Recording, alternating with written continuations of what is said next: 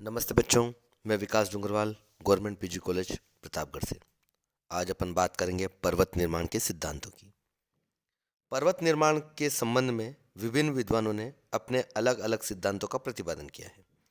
इन सिद्धांतों को दो वर्गों में रखा जाता है।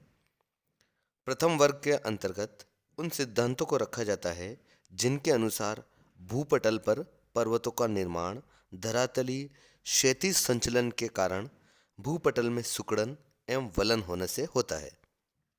दूसरा दूसरे वर्ग के अंतर्गत उन सिद्धांतों को सम्मिलित किया जाता है जिनके अनुसार पर्वतों का निर्माण लंबवत संचलन के कारण होता है।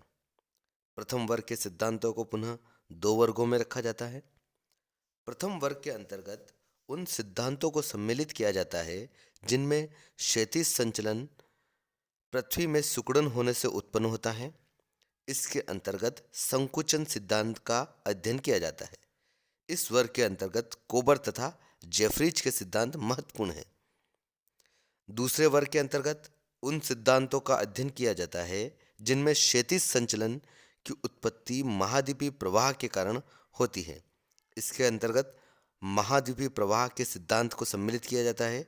इस वर्ग के अंतर्गत वेगनर, होम्स, जॉली और डेली के सिद्धांत महत्वपूर्ण हैं। लेकिन हमारे जो कोर्स में कोबर का सिद्धांत है, आज अपन उसी के विषय में चर्चा करेंगे। कोबर का पर्वत निर्माण भूसन्नति सिद्धांत। प्रसिद्ध जर्मन विद्वान कोबर ने वलित पर्वतों की उत्पत्ति की व्याख्या के लिए भूसन्नति सिद्धांत का प्रतिपादन किया।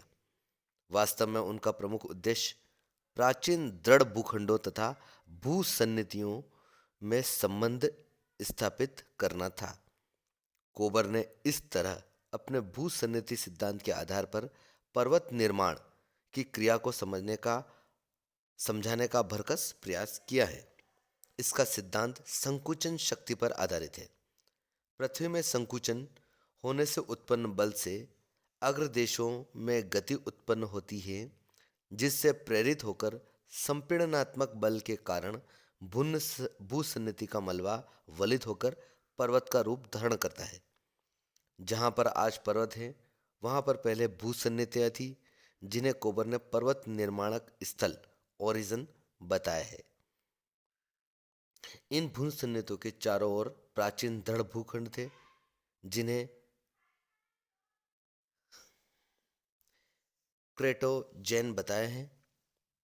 कोबर के अनुसार भूसन्निधियाँ लंबे तथा चौड़े गर्त जलपूर्ण गर्त थी। पर्वत निर्माण की पहली अवस्था भूसन्निधि निर्माण की होती है, जिसके दौरान पृथ्वी में संकुचन के कारण भूसन्निधि का निर्माण होता है। इससे भूसन्निधि अवस्था कहते हैं। प्रत्येक भूसन्निधि के किनारे पर दृढ़ भूखंड होते हैं, जिन्हें कोबर ने अग्रदेश फोरलैंड बताया है। इस इन दृढ़ भूखंडों के अपर्दन से प्राप्त मलबे का नदियों द्वारा भूसन्निधि में धीरे धीरे जमाव होता रहता है। इस क्रिया को अवसादीकरण सेडिमेंटेशन कहते हैं। अवसादी जमाव के कारण भार में वृद्धि होने से भूसन्निधि की तली में निरंतर धसाव हो जाता है। इसे अवतलन की क्रिया सब्सिस्टेंस कहते हैं। इन दोनों क्रियाओं के लंबे समय तक चलते रहने के कारण भूसन्निधि की गहराई अत्यंत अधिक हो जाती है तथा अधिक मात्रा में मलबे का निक्षेप हो जाता है।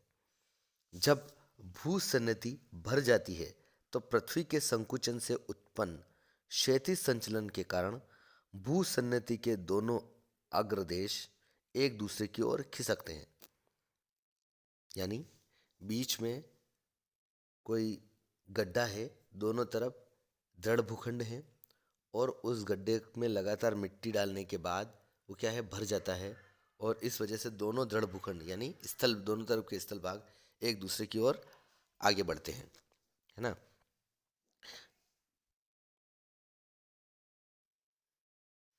जब भूसन्निधि भर जाती है तो पृथ्वी के संकुचन से क्षैतिज संचलन के कारण भूसन्निधि के दोनों अग्रदेश एक दूसरे की ओर खिसकने लगते हैं। इसे पर्वत निर्माण की अवस्था कहते हैं। इस तरह भूसन्निधि के दोनों पार्श्वों के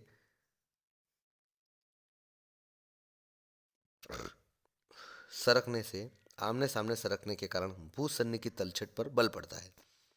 अर्थात अग्रदेशों के पास सरकने से उत्पन्न संपीड़नात्मक बल के कारण भूसन्निधि के तलछट में सिकुड़न तथा मोड़ पड़ने लगता है, जिस कारण मलबा वलित होकर पर्वत का रूप धारण कर लेता है।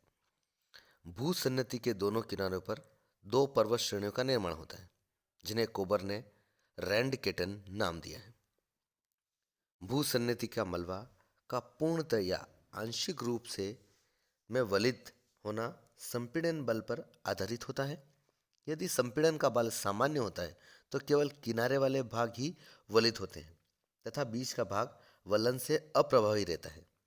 इस अप्रभावी भाग को कोबर ने स्वार्शिन वर्ग की संज्ञा प्रदान की है, जिसे सामान्य रूप में मध्यपिंड मीडियन मास कहा जाता है। जब संपीड़न का बल सर्वाधिक सक्रिय होता है तो भूसन्निधि का समस्त मलबा वलित हो जाता है तथा मध्यपिंड का निर्माण नहीं हो पाता है। संपीड़न का बल जितना ही अधिक तीव्र होता है, पर्वतीकरण में उतनी ही अधिक जटिलता आती है। कभी कभी वलन की ग्रीवा टूटकर दूसरे वलन पर चढ़ जाती है, जिस कारण ग्रीवाखंड नैप का निर्माण होता है। कोबर ने अपने विशिष्ट मध्यपिंड टिपिकल मीडियन मास के आधार पर विश्व के वलित पर्वतों की संरचना को स्पष्ट करने का प्रयास किया है। टेथिस भूसन्नति के उत्तर में यूरोप का स्थल भाग तथा दक्षिण में दृढ़ भूखंड था। इन दोनों अग्रदेशों के आमने सामने सरकने के कारण अल्पाइन पर्वत श्रृंखला का निर्माण हुआ है। अफ्रीका के उत्तर की ओर सरकने के कारण बेटिक, कार्डिलरा, पेरेनीज, प्रोविंस श्रेणियां, मुख्य आल्पस, कार्पेथियंस, बाल्कन पर्वत तथा काकेशस का निर्माण हुआ है। इसके विपरीत यूरोपीय दृढ़ भूखंड के दक्षिण की ओर सरकने के कारण एटलस, एपिनाइज, डिनाराइट्स, हेलेनाइट्स, टाराइट्स आदि पर्वतों का निर्माण हुआ है। कार्पेथियंस तथा दिनारिक आल्पस के मध्य वलन से अप्रभावी हंगरी का मैदान मध्यपिंड का सुंदर उदाहरण प्रस्तुत करता है। इसी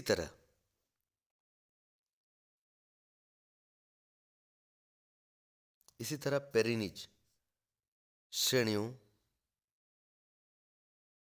तथा एटलस के मध्य रूम सागर का भाग एक मध्य पिंड है। तारस तथा पांडिक श्रेणियों के मध्य अनातोलिया का पठार, अल्बुर्ज और ग्रेजोस पर्वतों के बीच ईरान का पठार, हिमालय तथा कुनलून के बीच तिब्बत का पठार, पश्चिमी द्वीप समूह के पर्वत तथा मध्य अमेरिकी श्रेणियों के बीच कैरिबियन सागर, वासाच श्रेणियों तथा सीरा नेवादा के मध्य बेसिन रेंज क्षेत्र संयुक्त राज्य अमेरिका में है आदि मध्य पिंड के उदाहरण हैं।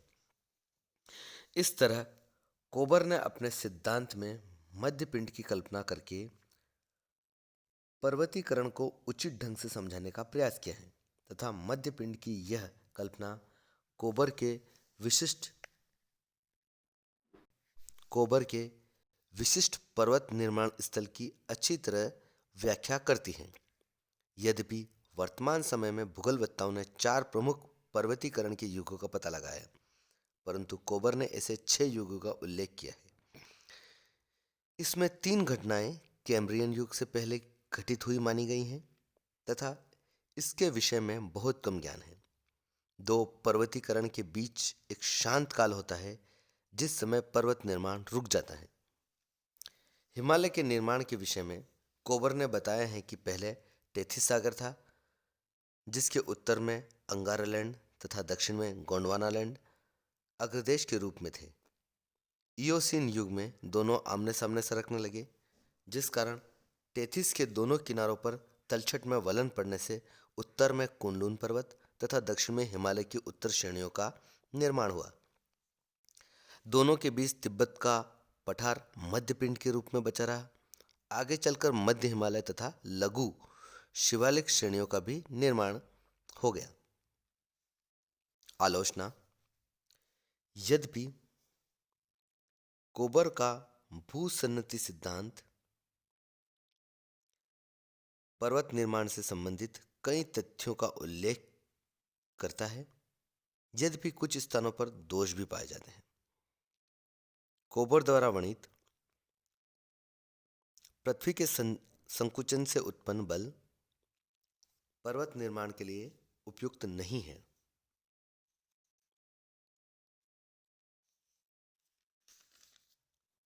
दूसरा, कोबर के अनुसार भूसन्नति के दोनों पार्श्व सरकते हैं, परंतु स्वेस ने बताया कि एक पार्श्व सरकता है, जिसे इन्होंने पृष्ठ प्रदेश बैकलैंड कहा है, तथा दूसरा पार्श्व अपनी जगह पर स्थिर रहता है, जिसे इन्होंने अग्रदेश कहा है। हिमालय की उत्पत्ति के संबंध में स्वेस का मत अत्यधिक सत्य लगता है, क्योंकि प्रायद्वीपीय भारत के स्थिर दृढ़ भूखंड का उत्तर में खिसकना तर्कसंगत नहीं है। अब यह आलोचना मान्य नहीं है। प्लेट टेक्टोनिक सिद्धांत के आधार पर प्रायद्वीपीय भारत इंडियन प्लेट का उत्तर की ओर संचलन हुआ था। आज भी यह संचलन सक्रिय है। तीसरा, पूर्व पश्चिम फैले पर्वतों अल्पस हिमालय का स्पष्टीकरण तो हो जाता है, परंतु उत्तर दक्षिण फैले पर्वतों का स्पष्टीकरण नहीं हो पाता। आज के लिए इतना ही।